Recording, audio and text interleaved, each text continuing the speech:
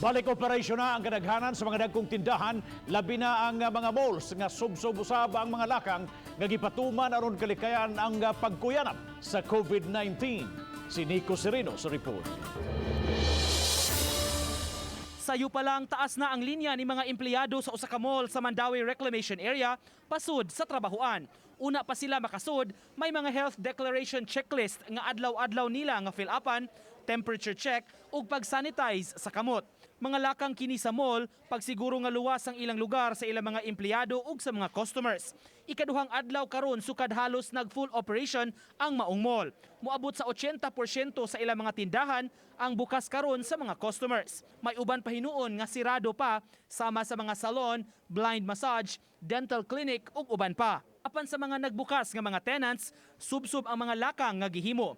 26 degrees ra ang aircon sa tibuok mall, walay wifi, aron dili magtambay ang mga tao.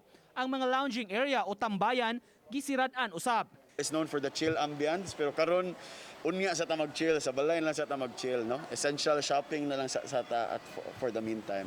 Giauhag ang katawhan, mutuman sa mga lagda, sama sa one-way markers sa mga agianan. Ingon man sa ila mga escalators. Usa sa hugot nga giimplementar ning maong mall ang pagsiguro nga ang dunay espasyo ang mga tawo nga mogamit sa escalator. 2 steps apart ang matag tawo binasi sab sa mga markings nga gipamutang nila dinhi sa agianan. Sa mga butik, gidili pa sab ang pagfit sa mga paliton nga mga sanina. Ana rami nga dili pa karon pwede ma'am. Mag-fit. Ah. So, takbo ka lang, ana. Oh, ila ra ikuan-kuan. Sa ilang lawas. Ang ilang alfresco area, gipanghipos ang mga dining tables kay pulos take-out o delivery ra sa mga restaurants.